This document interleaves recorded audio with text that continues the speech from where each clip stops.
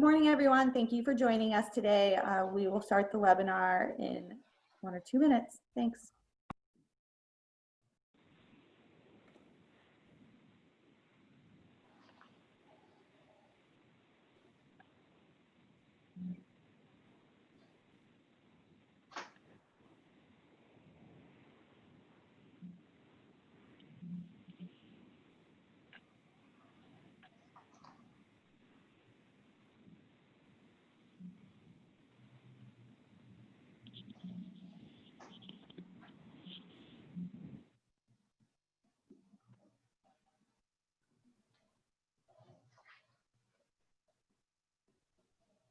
Thank you for joining us, everyone. We'll start the webinar in just a moment.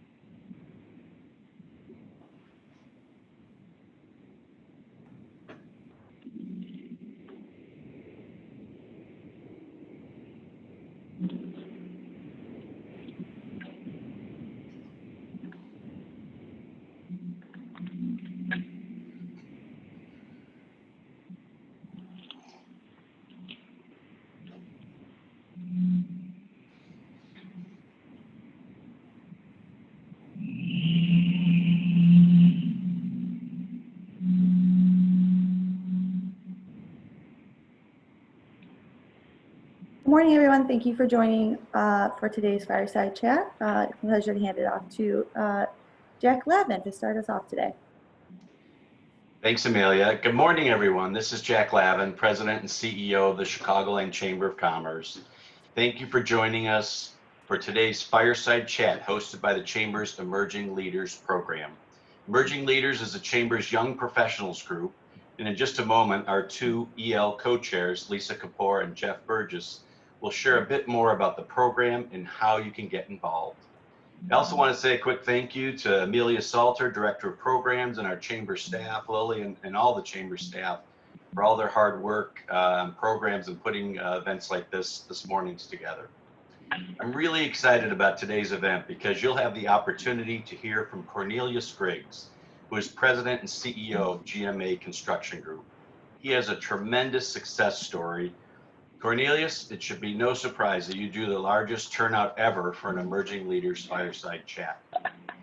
He was the recipient of our 2018 James Tyree Emerging Business Leadership Award, which recognizes an inspiring small business who is also making a lasting impact in our community. Since joining the Chamber, Cornelius and his team have brought significant new leadership across several areas to our members. In addition to serving on the Chamber's Board of Directors, Cornelius also served on the Chamber's recent Economic Recovery Task Force.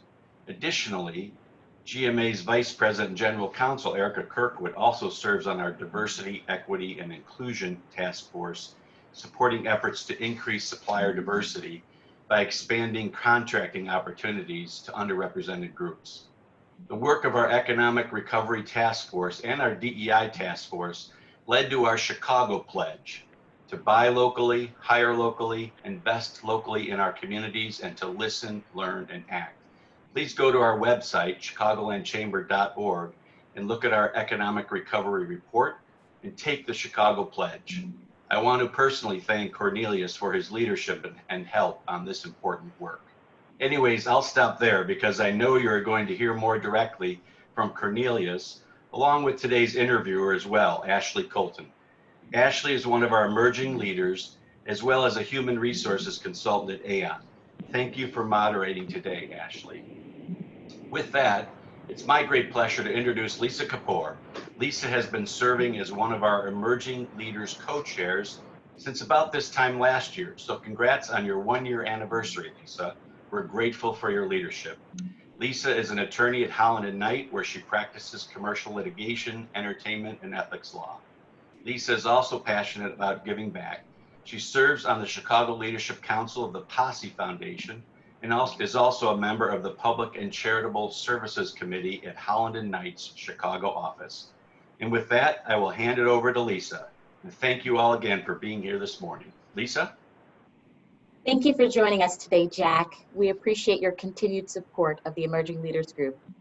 Good morning, everyone. As Jack mentioned, my name is Lisa Kapoor, and I am a litigation ethics and entertainment attorney at Holland and Knight.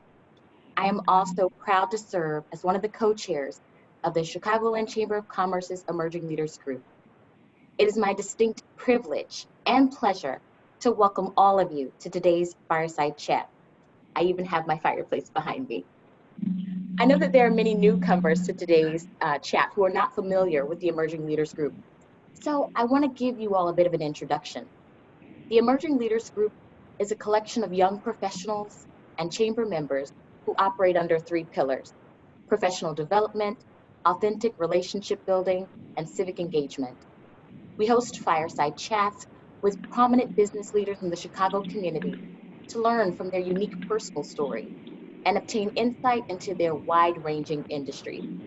We also organize dinner programs called Our Seat at the Table to ignite engaging conversations with one another on a variety of topics. My fellow co-chair, Jeffrey Burgess, will be introducing you all to today's moderator. But first, I'd like to introduce him. Jeff is a registered representative and financial planner at West Point Financial Group.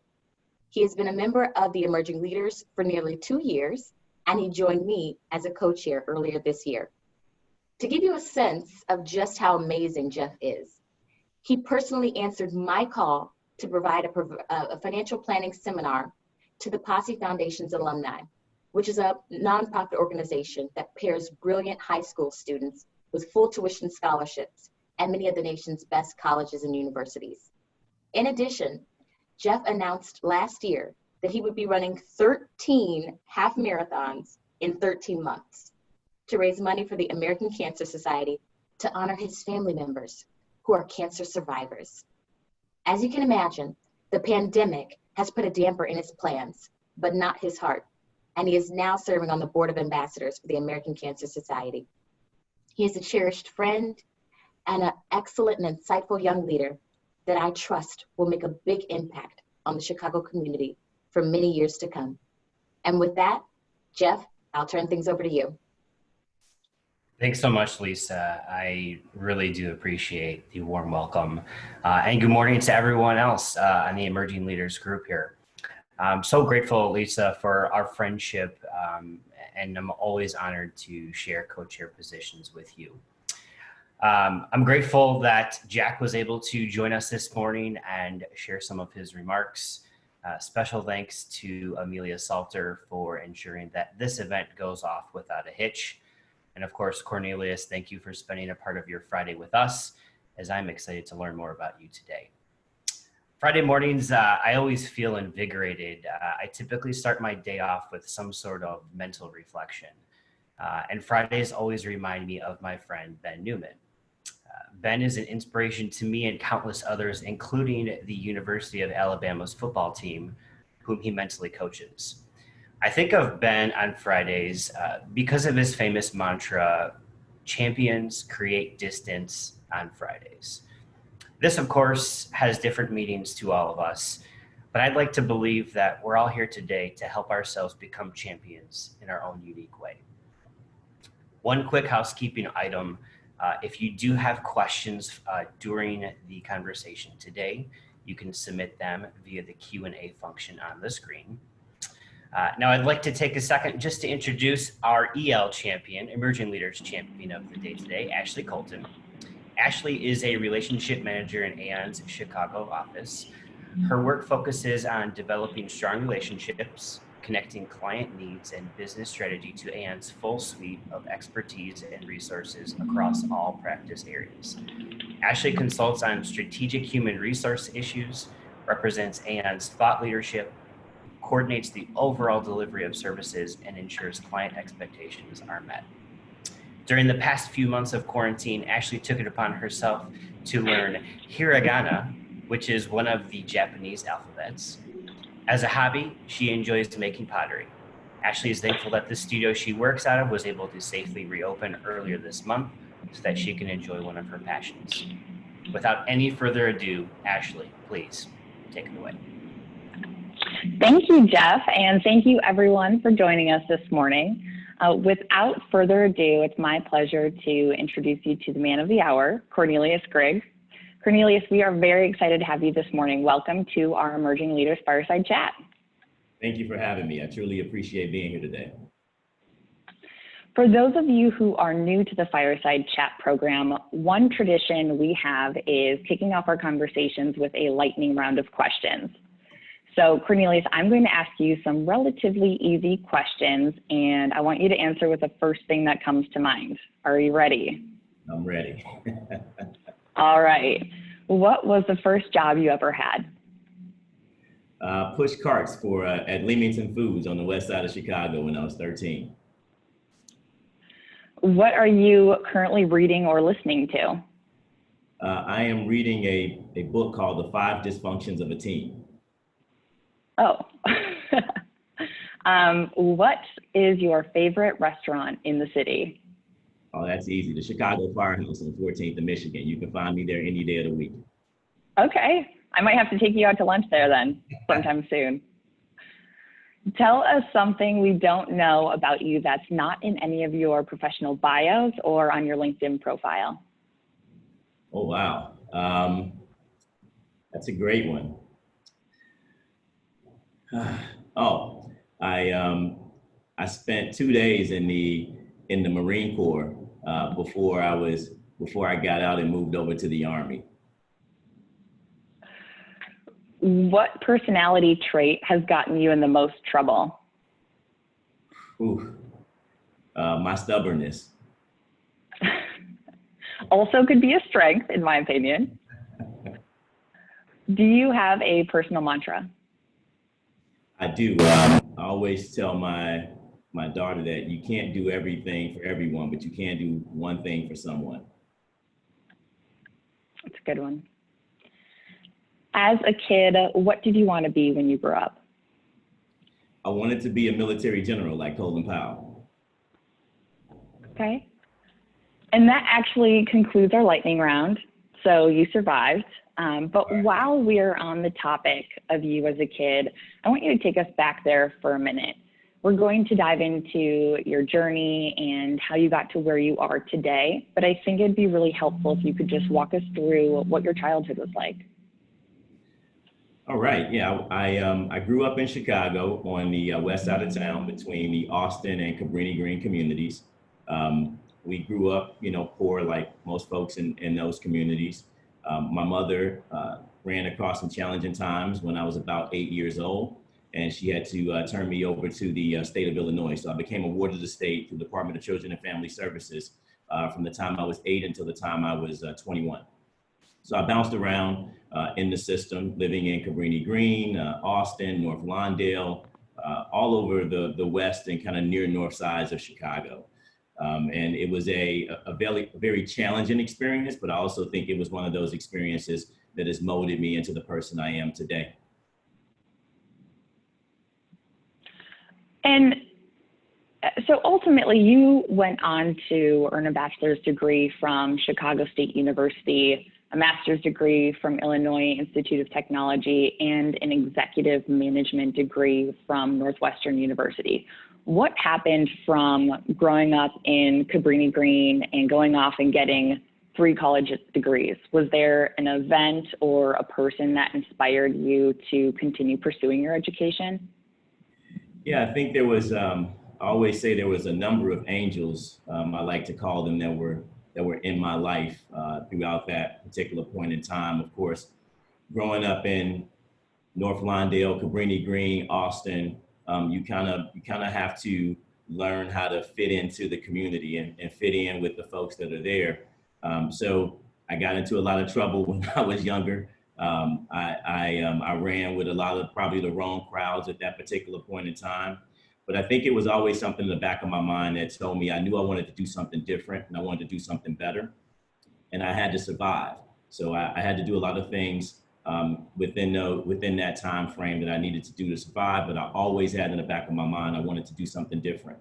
So there was a gentleman by the name of from a organization called Introspect. His name was Mr. Bernard Clay. And Introspect Youth Services was an organization that I currently work with today. Their parent organization is the Council for Opportunity in Education. And the program was called TRIO Programs, and it was called Talent Search was the program that I was in. It was one of the TRIO programs. And what Mr. Clay did was he went around the neighborhood and he grabbed young men and women off the street corners and put them into social programs to help them develop their social skills to be able to go out and find a job, go to high school, go to college. And he became a mentor for me. And I remember the day when I should have been in school, but I wasn't in school. And he grabbed me and put me in the back of his truck and took me down to his office and really sat me down and said, hey, I see you every day. You seem to be a little different than the guys I see standing out there on the street corner. What is it that you want to do with yourself? And we had a deep conversation, and he really made me look at life from a different perspective. And I was 15 at the time, and I said, you know what? I really want to do something different, but I have to survive out here. And he gave me a few good nuggets that helped me from that point forward. So I started to take high school more serious. I decided I wanted to go to college because that wasn't something that was even in my thought process at the time. And he was instrumental in making sure that I got through my teenage years and into college. And then from there, I decided that I was gonna make him proud and some of the other folks that kind of paved the way for me. In my younger day, it was my grandfather, who passed away when I was 6 years old. And I think that had he not passed away, I definitely would not have experienced some of the things I experienced at a younger age. But my grandfather was kind of the anchor of our house. He was a military man as well, and he served 62 years in the Illinois National Guard. So he was, although he was only in my life for 6 years, I remember him vividly, and I remember the conversations that we would have when he would come home late at night, and he would ask me to rub his feet, and we would sit on the couch and we would talk. And again, I was only 6 years old, but those lessons that he gave me way back when, I still remember them to this day, and they follow me, and I carry them throughout everything I do, whether it's in my personal life or it's in business. Is your grandfather part of the influence as to why you ended up joining the military yourself? Yes, well, his nickname for me was the Sergeant. So when I was, so he would always call me the Sergeant. He would always, tell me, I could be whatever I wanted to be. And I knew I wanted to be like him. So he came home every day that I knew him, he wore a uniform. And that was his dress code of the day. He always wore a shirt and tie.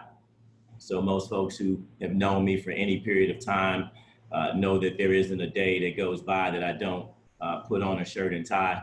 Things have been a little different in COVID, but when I'm in the office, it's my uniform of choice.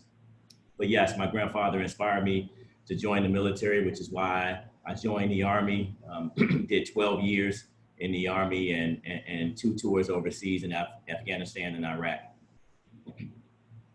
Well, I have no doubt you made your grandfather and Mr. Clay very proud.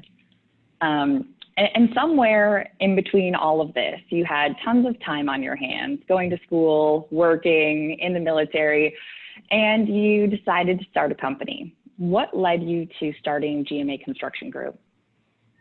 Well, I think it was a lot of events that occurred between 2002 and 2015 when we relaunched GMA Construction Group. But I started my career at Clark Construction out of Bethesda, Maryland. Worked for the Clarks out in Washington, D.C. for a little bit on the Native American Museum. Came back home to Chicago. Worked as a project manager on the expansion of the McCormick Place West. Did that for about 4 years, 4.5 years, and then got an opportunity to go build some high rises with Walsh Construction. So I joined Walsh and built 2 high rises with Walsh, and then got into building affordable housing, educational facilities, and healthcare facilities, which was something that was really near and dear to my heart because those are the things that we lacked in the communities in which I grew up in. So after doing that for 10 years at Walsh and bouncing around and doing a whole bunch of different pieces of the business, whether it was estimating, I worked in insurance for a little while, I did bonding, I was in leadership programs at Walsh. I really started to see and open up my eyes to opportunities that I could create for people who come from the same places that I come from. And it was very tough to do that within a larger organization. So in 2008, I founded a program, Associate of Science degree in construction management at the City College of Chicago, which I still run to this day. And that was really the catalyst for it. Started grabbing young men and women from the South and West sides of Chicago, introducing them to the field of construction management. And we graduated over 100 young men and women and introduced them to this field. 26 of them currently work for me now, or have worked for me throughout the time I've owned my business. But that spawned me and started me thinking about, how do I get my students employed? So I decided that maybe I should look into starting my own business. And I started doing the research, I started putting together the financing, looking into the bonding and the insurance. And this started in 2009, and it took me about 6 years to really get it to a stable position. So in 2015, on July 2nd of 2015, we started Open GMA Construction Group in the Bridgeport area. Had you ever thought that you wanted to own a business or start a company until this point? You know, I think it was something that I knew I wanted to do. My uncle, who was my grandfather's son, Dr. James Griggs, who was the president of Malcolm X College, later came back into my life when I was around 21 years old, after I bounced around through the system for a while, and it was hard for some of my distant family members to find me. But once we reconnected, he was a big preacher of creating your own value. And he would preach that to me all the time. And that nobody is going to recognize your value but you. You have to show folks your value. And when you show them your value, then they will appreciate it. But don't sit back and wait for folks to tell you how much you're worth. So those words and that encouragement is really what started to put, kind of plant the seed inside of me that, hey, if I want to do more, and I knew I could do more. And I was at an organization that's a great company. They have thousands of employees. Everyone's competitive, and we're all competing. And I was doing very well there, but I knew at the pace and the trajectory that I wanted to grow, it would not happen in the time frame in which I wanted it to happen. So the only way for me to cash in on my own value was to bet on myself.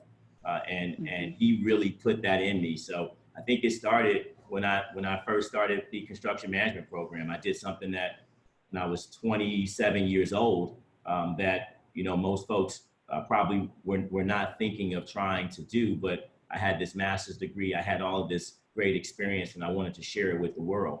So that was really my first step into creating something that I could call my own. And I really love GMA's mission statement, which is to develop people that will transform communities. Can you elaborate on what this statement means to you, and because of that, the impact GMA has had on both its people and its communities? Yeah, so when I was thinking about why I wanted to start this business, it was something that, again, I was in a very comfortable place at Walsh Construction. I had climbed the ladder. I had been through leadership programs there. I was really in a great place, and it wasn't leaving the company wasn't for financial reasons. So I had to dig deep and find, why is it that I truly want to start this business and put everything that I've worked so hard for at risk? And it really boiled down to, again, the reason why I started my Associate of Science degree program was to help people, to develop them, to give them opportunity, the same opportunity that people gave me. I have 6 brothers and 1 sister. Not all of us are in the same place because all of us didn't have the same opportunity. I have friends that I grew up with in Cabrini Green and Austin and North Lawndale that did not have the same opportunities that I had. So they are still in some of the same places that we were in 20, 25 years ago. So when I started the company, I really wanted to be a company that was based on its values of helping people, developing people that will transform the communities in which we live, work, and play. And the bulk of our work is in the heart of the community. So you find us on the south and west sides of Chicago, working in the heart of the community. And we're taking individuals from that community, we're giving them jobs, and we're employing them, and we're making them feel like they're part of a team. And when you do that, you can then begin to change the economic situation within the South and West Side communities. You begin to change the social situation within those communities as well. When you take a young man who was standing on the street corner, who didn't have a job, and the only way he knew how to make money was to sell drugs, and you give him a $70 an hour job as a laborer, it changes his life. And I've seen it happen. We do it every day. And if we could replicate that, I truly believe we can begin to curb some of the violence that we see in Black and brown communities throughout the city. And I think GMA started with only about 3 employees. How big is it now? Yeah, we started with myself and 2 of my former students. One was a lead estimator for me, and the other was a superintendent. And it was just the 3 of us in a small office in the Bridgeport area.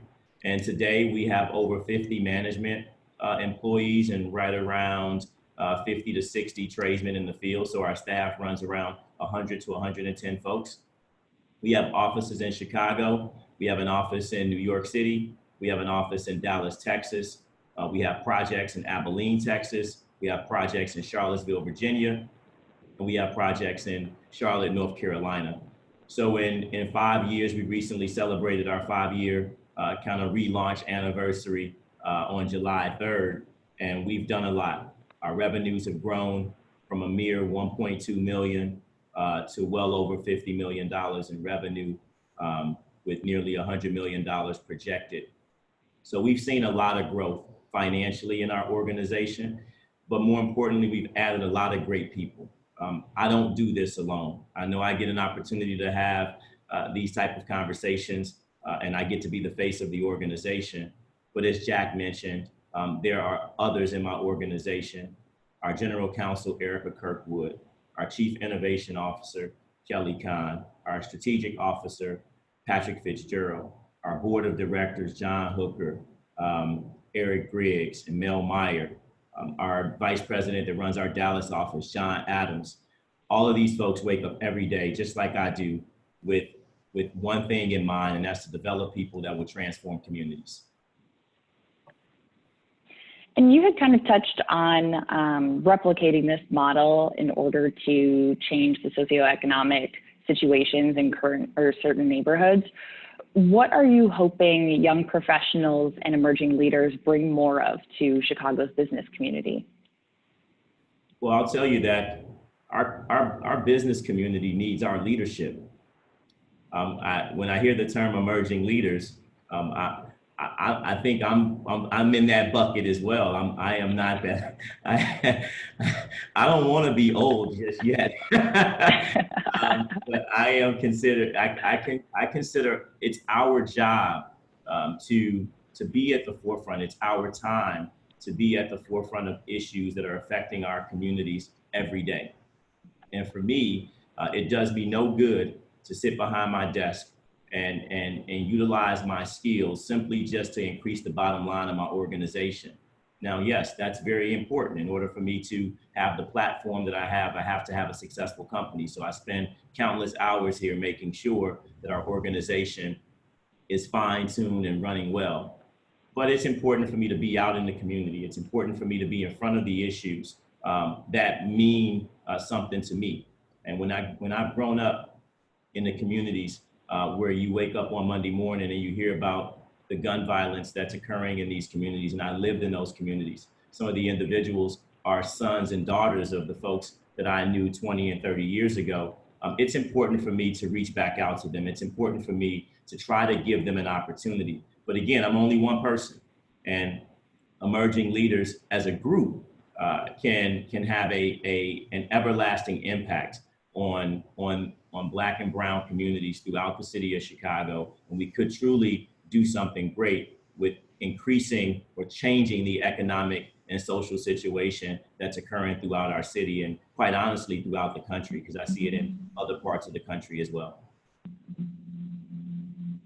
And, you know, we talked a little bit about what emerging leaders can do in business, but just kind of in our community, you have been an advocate for your community, and it's really ingrained in everything you do, clearly.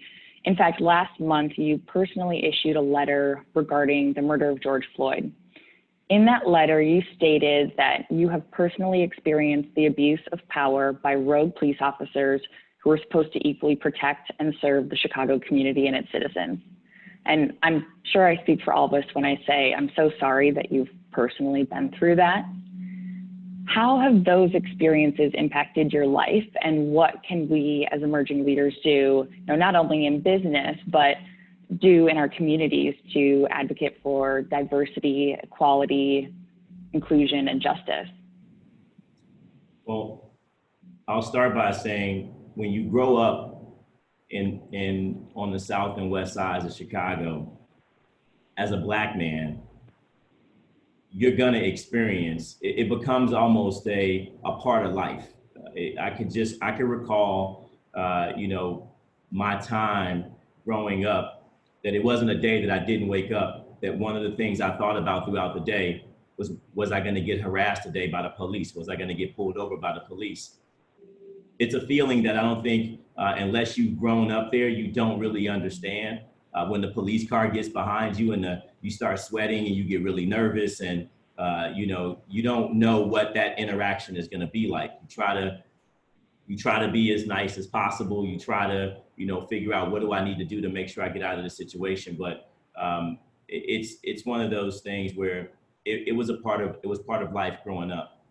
I think now as an adult and as a business owner, I've still experienced it to a certain degree. But I think what I try to do now, what I employ folks to do, is to speak up and support, you know, the movements that are happening throughout the city of Chicago and throughout the country.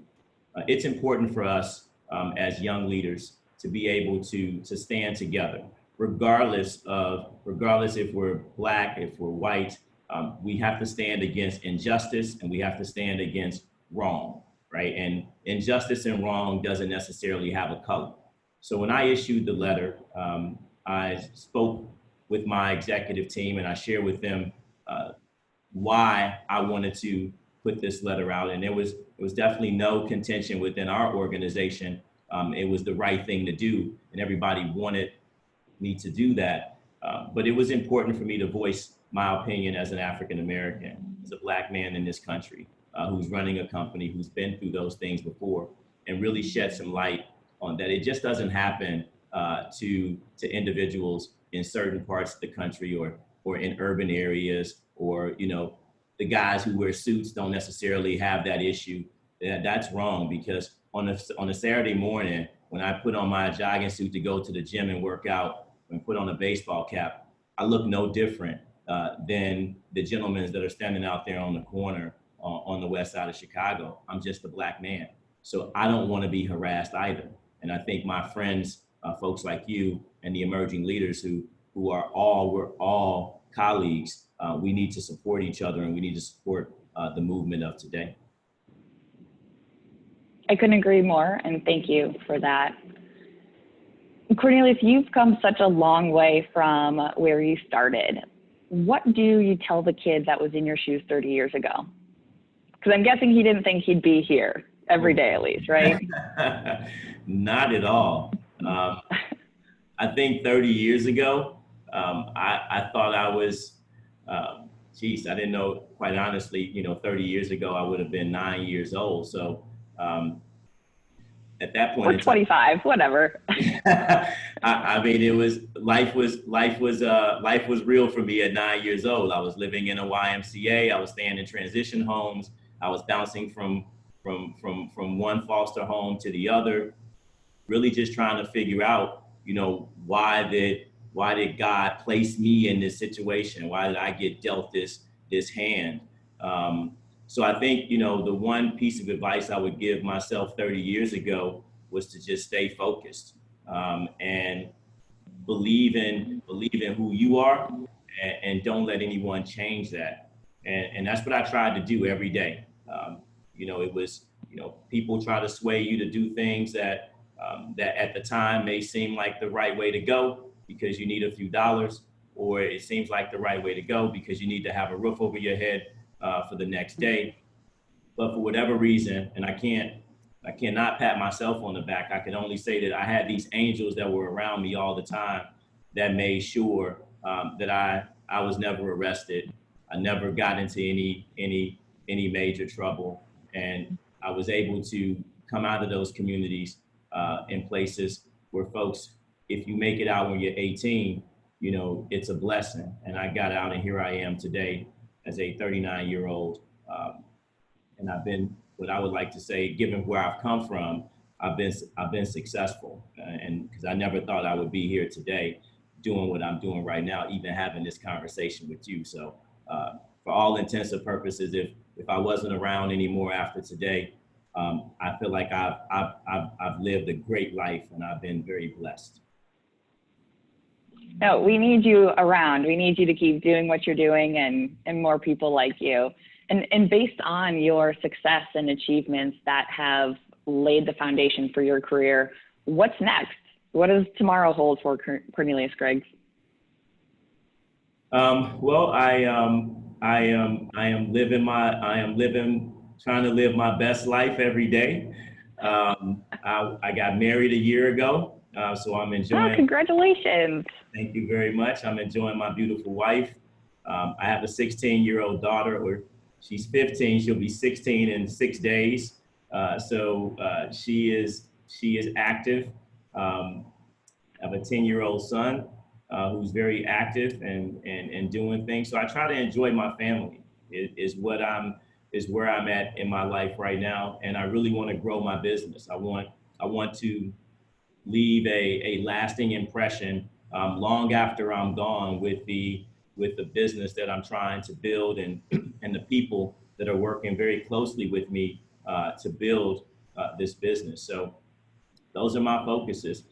Focus on my family, focus on my business, and hopefully be able to change the lives of people that I come in contact with on a day-to-day basis. And that's always at the forefront. I'm always looking to give someone an opportunity that otherwise would not have had it had they not come in contact with me, because that's what happened to me. I came into contact with some really great people, and they didn't have to, but they gave me an opportunity, and I took advantage of the opportunity. And that's the reason why I'm here today. Thank you. We appreciate you being here. And I have no doubt that this conversation we're having can go on to inspire some other people that maybe were in your shoes and could use a little kick in the butt. But that actually concludes the questions that I have, because I want to make sure we have time to answer some of the questions from the audience. So let me pull up my chat here and see what we have. What are the challenges that exist for returning soldiers or veterans who want to start a business?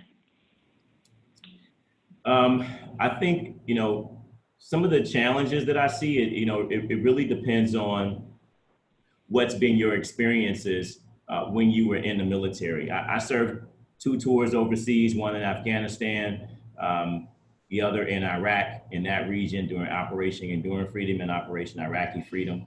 And a lot of what I've seen when I was there, and then as I come home, and individuals I run into is post-traumatic stress disorder. So that disease, or that the things that you've seen when you have been in that war zone can sometimes impact your ability to be able to focus and get the things in place that you need in order for you to get your business off the ground, because it takes a lot of focus. So I've worked closely with our veterans organizations to assist veterans who are coming home with a certain skill set to be able to get their businesses off the ground and get them the financial support they need, the bonding support they need to be able to start their businesses. But I think the biggest piece there is when you get home, being able to transition from war zone back to civilian life. And that's a very difficult transition. And I know it was difficult for me after spending nearly 2 years in a war zone to then come back home and then transition myself back into civilian life. So that tends to be the difficulty that I personally see when I'm dealing with veterans on a quarterly basis.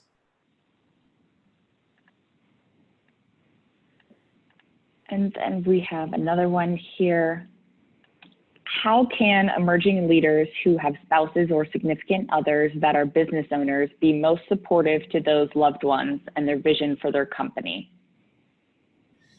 That's a great question.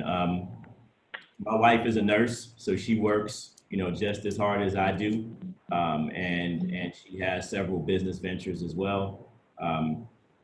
I do, and when I met her 6 years ago, I was just venturing out into this world of business. But I think what we have to do for each other is just be supportive of each other's dreams. I've never been a dream killer, and I definitely didn't want to marry anyone who was a dream killer. So I think we just have to be supportive of each other. We have to have a sound plan, of course. I didn't want to gamble my family's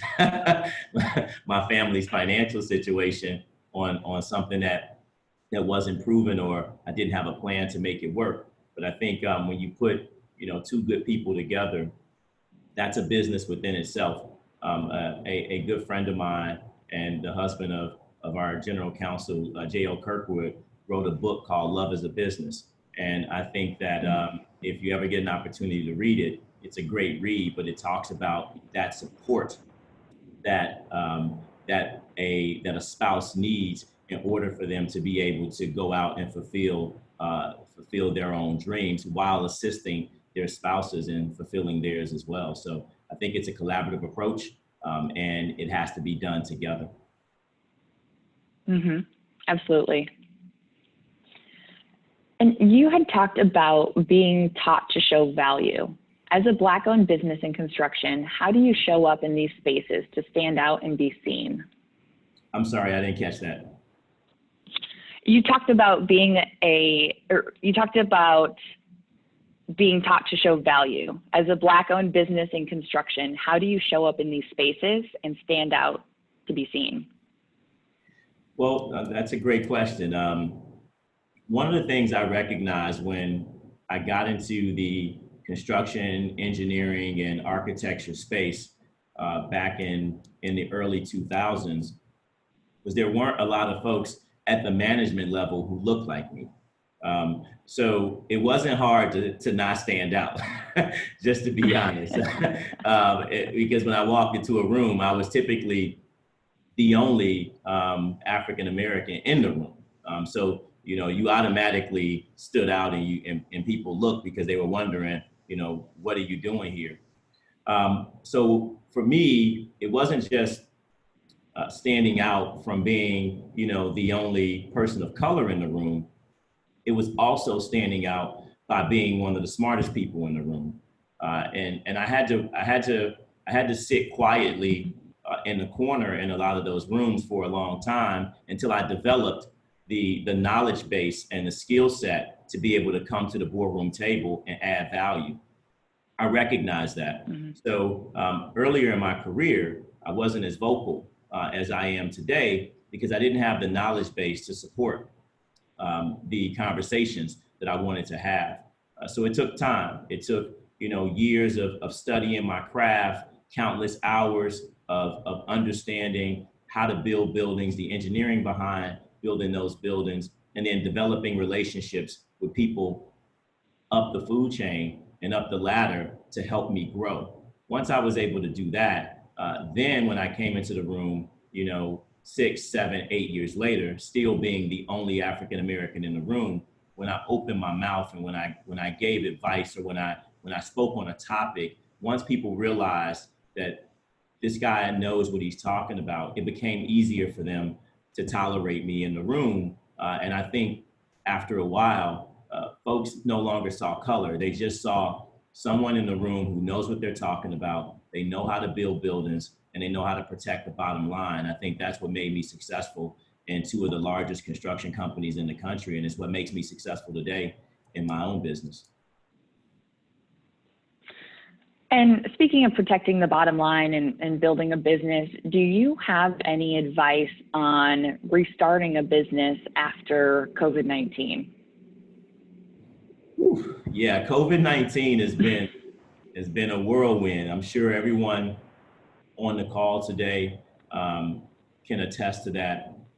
We came into this year with high expectations on revenues, gonna have definitely our best year that we've ever had from a revenue perspective. And within a month's time, within 30 days, half of our revenue was out the window for this year due to COVID-19. It was tough. And I think what we had to focus on was how do we rebound from that? So one of the things that we did as an organization is we looked across our company and we started thinking about where could we cut, where could we save? Fortunately, we were running a very tight ship going into COVID-19. So our organization did not have to lay off one management personnel throughout the pandemic or throughout this pandemic that's still going on. We've been able to survive, but we've also were able to take advantage of some of the programs that were out there offered by the federal government, whether it was the PPP program or the Economic Disaster Recovery Loan through the SBA. We were able to get involved and get engaged. We were able to learn the process of those really quickly, get our applications in, and we were successful with making sure that we secured some of those funds to be able to keep our doors open and keep our folks employed. So we were blessed to do that. I think for businesses who are trying to start in a post-COVID-19 environment, I think it's almost the perfect, it's kind of the perfect storm is what I tell people. If you have the financial wherewithal and you have the support at home with your spouse, and you have the right market niche, you can really step into this marketplace and you can catapult your business. We're seeing a lot of businesses within our space go out of business. We're seeing a lot of folks who may not have been as fiscally responsible fall down. And we as an organization are trying to step into some of those spots to increase our own value and our own worth. But we also see opportunities where new businesses, if they have the financial stability and they have the support, the back of house support, they can really catapult their businesses in kind of this time of distress. This is not an economic crisis that we're facing. It's a health crisis that we're facing. And as soon as we come out of this health crisis, the economy is going to skyrocket again. So I think we all should be prepared for that, and we should all be planning for that time. I don't predict it's going to happen until second or third quarter of next year, but I know it's coming. That's a long time to be working from home. Another year. So you had worked at Walsh Construction for a while GMA, I would call it, was kind of a side hustle, right? So incubator. What is, right, incubator, yeah, that's a better term for it. What is your advice for anyone looking to make a huge career change? And also, what is a challenge you faced running a rapidly growing business? So I think the challenges of when I started GMA and I kind of had it in this kind of incubator period, I think for me, like most folks, you have responsibilities. You've worked hard to get to where you are in your career. You have a certain lifestyle that you have to consider. and for me, it was trying to balance how do I go from being here to here, and how do I juggle this and make it all work should I decide to walk out the door of my place of employment. And I think really what it boiled down to me was I had done a lot of planning and I had done a lot of research, but at the end of the day, it came down to guts and thinking about it and taking the risk. Because I could have thought about it another year, another 2 years, and just kind of pondered on it, waiting for the right time. But I realized it was never going to be the right time. It's never going to be the right time to leave a perfectly great job that paid me really well to do what I love to do. But I knew deep down in my heart, I was not having the impact that I wanted to have on people, and I wasn't having the impact I wanted to have on my community. So those two things drove me to wake up one day and say, you know what, regardless of what I'm being paid, regardless of how much I love the place I work, this is not making me happy every day, and I want to be happy. And happy, I realized at that particular time, did not equate to money. And I was willing to take half the salary, a third of the salary that I was making at Walsh, to go take this risk of starting my own business. So I did that. So for me, it really boiled down to following my dreams and taking the risk. And I told myself at the end of the day, if it didn't work out, I could always find a job. I'm definitely employable.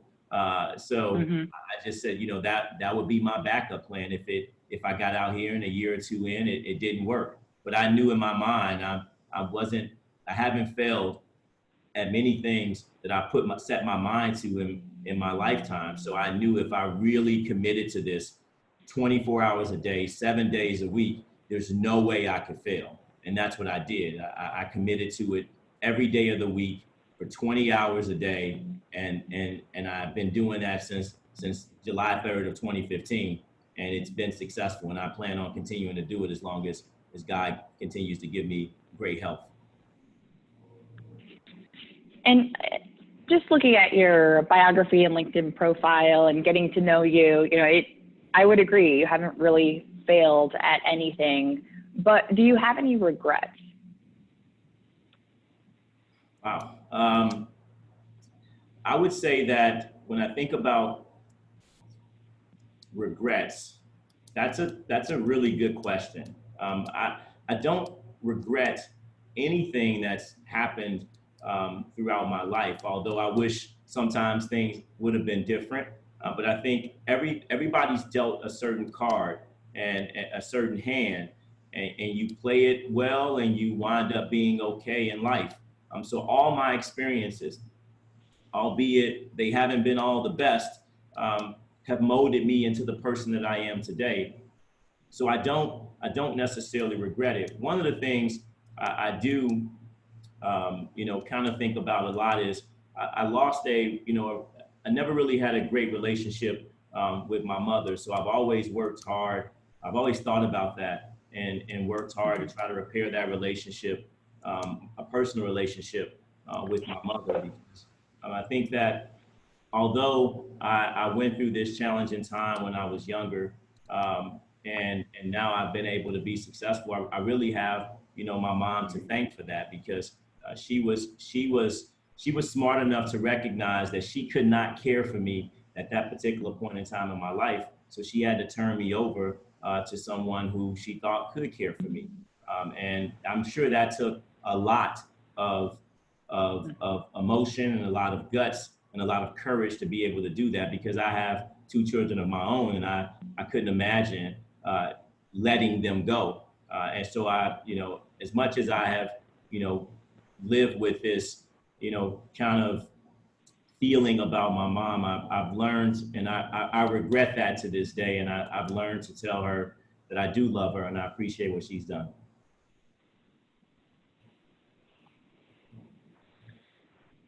And when hiring so 2 questions here. When hiring for your company, what personal trait do you look for in a candidate? And then also, how can people join #Team GMA?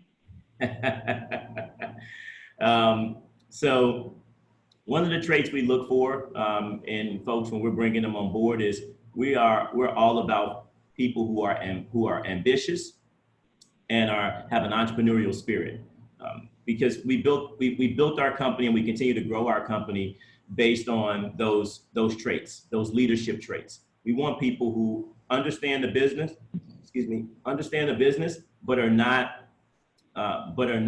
stuck within the square box. They're willing to step outside the box. They're willing to try new ideas. They're willing to find new solutions. And that's how we succeed with our clients. So that's the first thing that we look for amongst a candidate when we're hiring them. If you want to join Team GMA, because Team GMA is hiring, we are talking to engineers and architects and construction professionals throughout the country, whether it's in our Dallas office, whether it's here in Chicago, in Charlottesville, in New York, and other parts of the country. We are looking for great people. So our team who leads that up is Kelly Khan, our Chief Innovation Officer. She was also recognized, along with Erica Kirkwood, as one of the 50 women in construction. And then Patrick Fitzgerald, who's our Chief Strategy Officer. Patrick and Kelly lead up that part of our business through our capture department, where they go out and they find great talent to help us build the great projects that we have throughout the community. So if folks are interested in joining Team GMA, you can go to our website at www.gmaconstructiongroup.com. Follow us on Instagram at GMA Builds. You can follow us on LinkedIn as well at GMA Construction Group. And you can reach out to Patrick Fitzgerald and Kelly Khan, and they can connect you within our organization. But we're looking for folks throughout our organization, whether it's in accounting, it's in legal, it's in marketing, administrative staff, of course, architects and engineers are our core business, but we have all these other support functions that happen throughout our organization. Thank you. It's so good to hear you're hiring and growing and prospering through this weird year of 2020 and COVID-19. That's probably the last question we have time for. So before I hand it back over to Jack for some closing comments, I want to thank you, Cornelius, for sharing your time, your story, and your light with all of us this morning. It was truly a pleasure getting to know you, and we really appreciate all that you do for our community. Thank you. I truly appreciate the opportunity, and to the emerging leaders, keep doing what you're doing. The Chicagoland Chamber of Commerce is an excellent organization. I always tell Jack and his team that they have changed our business for the better. And it's one of the organizations that we don't think twice about supporting. We don't think twice about being involved in, which is why GMA Construction Group is such a big supporter of the Chamber of Commerce. And as we grow, we want to help the Chamber continue to grow as well. So thank you all for the opportunity. Great. Thank you again, Cornelius, for being here. Happy 5-year anniversary to GMA. I just love your story. I love hearing from Cornelius. He's a great inspiration, a mentor, a role model, but really it's just the tremendous drive you have to make a better community, whether it's the business community, the civic community, your local community. It's just a tremendous drive. In fact, I get tired listening to all the things you're doing, and then it drives me to say, I got to go out and do more. But I just love your story, and thank you so much for being here. It's as I said, this was the largest Emerging Leaders Fireside Chat, and I think it's a testament to you and what you're doing and the inspiration you are to everybody. So thank you again, Cornelius, for being here. Thank you, Ashley, for being a great moderator today. Thank you to Jeff and Lisa for your leadership for the Emerging Leaders. And Cornelius, I did decide a few years ago, I'm no longer young enough to be an emerging leader. I think you're on the border here. You might, I think you've gone beyond emerging leader to be a leader in but thank you all again for attending this morning. We really appreciate you being here for the Emerging Leaders Fireside Chat, supporting the Chamber. Have a great weekend, and everyone be well and be safe. Thank you again. All right. Thank you. Thanks, everyone. Bye. Bye.